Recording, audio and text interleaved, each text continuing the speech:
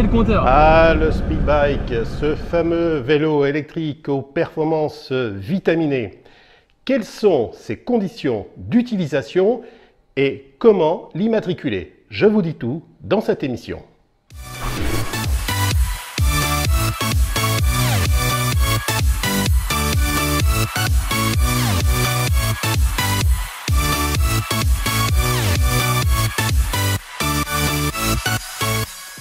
Le Speedbike, c'est un scooter électrique qui a l'apparence d'un vélo. C'est super agréable à utiliser parce que ça se faufile de partout, ça s'intègre rapidement dans la circulation puisque c'est plus rapide. De plus, il se range très facilement chez vous. Vous pouvez également le monter dans un ascenseur puisque c'est un vélo. Vous pouvez le mettre dans un garage à vélo. Enfin bref, vous pouvez faire tout ce que vous voulez comme un vélo puisque en définitive, c'est un vélo. D'ailleurs, la tentation de fabriquer vous-même un Speedbike, elle est très grande. Ouais, grâce à un kit adapté, évidemment. Mais attention, vous, oui, vous qui êtes devant votre écran, eh bien, sachez que vous ne pouvez pas fabriquer un Speedbike. Enfin, si vous pouvez fabriquer un Speedbike, mais vous n'aurez pas le droit de l'utiliser. Si vous préférez, vous n'aurez pas le droit de rouler légalement avec ce dernier. Mais bon, vu qu'il aura l'apparence d'un vélo, si vous respectez le code de la route, que vous ne roulez pas comme un malade avec votre Speedbike, que vous respectez les autres usagers, ça m'étonnerait que les forces de l'ordre s'intéressent à votre cas. Par contre, en cas d'accident, là les amis, vous êtes dans la mouise. Votre assurance responsabilité civile, elle ne va pas vous couvrir. Ouais, mais si je l'assure comme un scooter, c'est ce que vous allez me dire.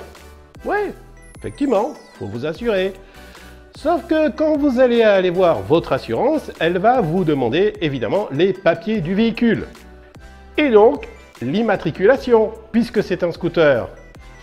Et comme vous n'avez pas d'immatriculation, puisque c'est un Speedbike que vous avez fait vous-même grâce à un kit, vous ne pouvez pas l'assurer, c'est QFD.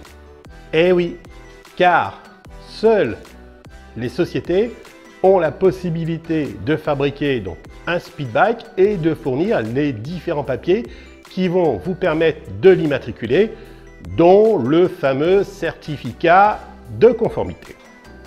Cela veut dire que si vous achetez votre Speedbike par l'intermédiaire d'un importateur en France, cet importateur vous fournira tous les papiers et donc vous pourrez l'immatriculer sans aucun problème. Par contre, si vous achetez votre Speedbike sur Alibaba ou un site du même type, il va bien falloir s'assurer que le vendeur puisse vous fournir les fameux papiers, dont le fameux certificat de conformité. Une fois le Speedbike arrivé chez vous, vous pourrez l'immatriculer. Et là, je vais vous donner un bon coup de main puisque dorénavant, sur mon site, j'ai signé un partenariat avec iPlaque et vous pouvez le faire directement de chez vous, tranquillement, assis devant votre ordinateur. Vous pouvez également immatriculer d'autres véhicules, ça je vous le dis en passage. Et a priori, c'est beaucoup plus cool de le faire en ligne.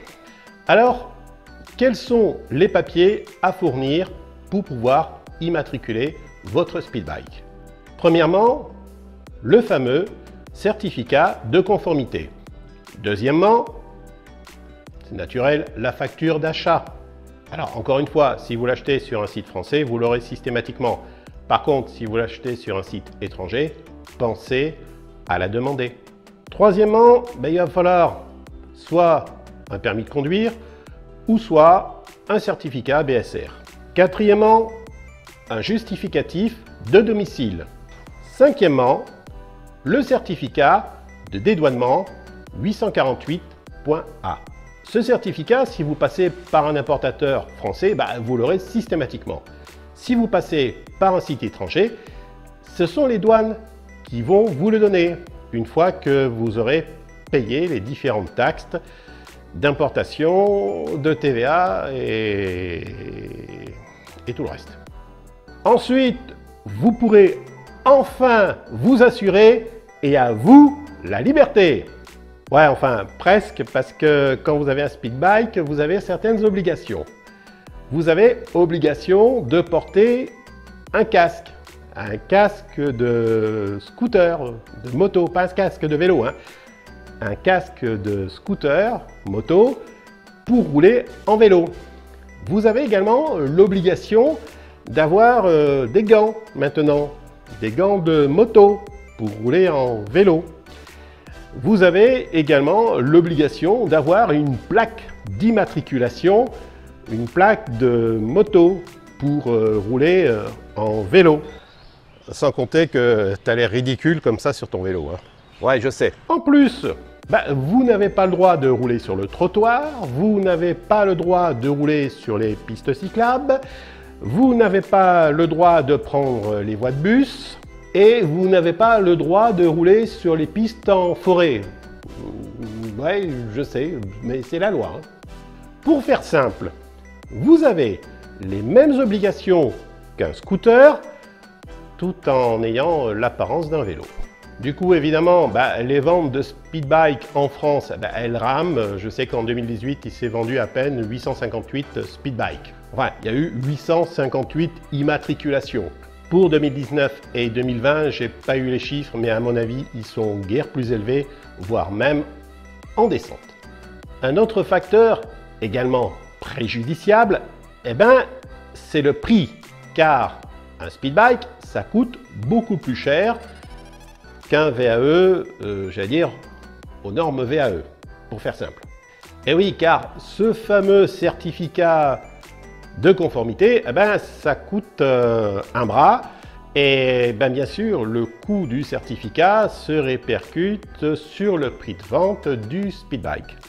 De plus, le désir des grandes villes de faire passer leur centre-ville à 30 km/h, ça réduit considérablement l'intérêt de ce type de véhicule par rapport à un VE normal qui est limité à 25 km/h. Mais par contre, vous n'avez pas l'obligation de mettre un casque, des gants, de s'assurer, etc., etc. Sans compter qu'en plus, avec un VAE qui est considéré comme un vélo, vous pouvez rouler sur les pistes cyclables, vous pouvez rouler également dans les voies de bus et vous pouvez rouler sur le trottoir, tout en faisant attention aux autres usagers qui, eux, vont marcher beaucoup plus lentement que vous. Ça aussi, entre guillemets, je trouve une absurdité totale de faire cohabiter des vélos et des piétons, hein. C'est un avis personnel, vous me direz ce que vous en pensez, vous, dans les commentaires. Le truc pour les piétons, c'est de l'autre côté.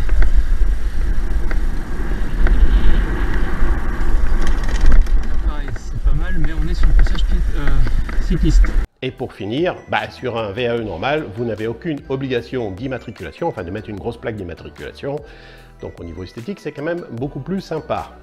Tout ça, c'est vraiment dommage, car rouler en speed bike, ma foi, c'est très agréable et c'est une machine qui est vraiment merveilleuse, de par déjà à la base sa légèreté. C'est également un moyen de locomotion très efficace pour lutter contre la pollution, parce que finalement en ville avec un speed bike, on va plus vite qu'une voiture. En plus, la fabrication d'un speed bike par rapport à un scooter nécessite énormément moins de pièces. Et oui, et surtout pas de pièces plastiques. Par exemple, il n'y a pas de carrosserie sur un speed bike. C'est un cadre, c'est des roues et un moteur vitaminé. Beaucoup plus simple à fabriquer, donc moins polluant, avec un impact carbone moindre qu'un scooter électrique. Et ce qui n'est pas négligeable, c'est qu'un speed bike, c'est aussi un vrai vélo, puisqu'on peut pédaler si on coupe le moteur et donc faire du sport.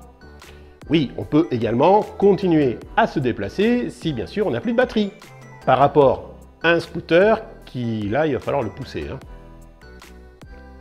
Un speed bike, c'est beaucoup d'avantages, mais avec une législation qui est tellement inadaptée que finalement, ce vélo va progressivement disparaître. Enfin, plutôt est appelé à disparaître pour se transformer carrément en petite moto. C'est déjà ce qui se passe en Asie. Il y a de nombreux speed bikes qui sont des véritables petites motos. En effet, Pourquoi s'échiner à vouloir rouler sur un vélo alors qu'à la base, le speed bike est considéré comme un scooter, donc autant rouler sur une petite moto qui va rouler à 45 km/h, qui va avoir énormément de puissance, avec lequel on va pouvoir se faire plaisir. Et oui, parce que du coup, on va pouvoir lui mettre beaucoup plus de patates à l'intérieur, une batterie beaucoup plus grosse, une tension beaucoup plus importante, et les 45 km/h, on peut les atteindre très rapidement. Alors que sur un speed bike traditionnel, les 45 km/h, on va les atteindre beaucoup plus lentement.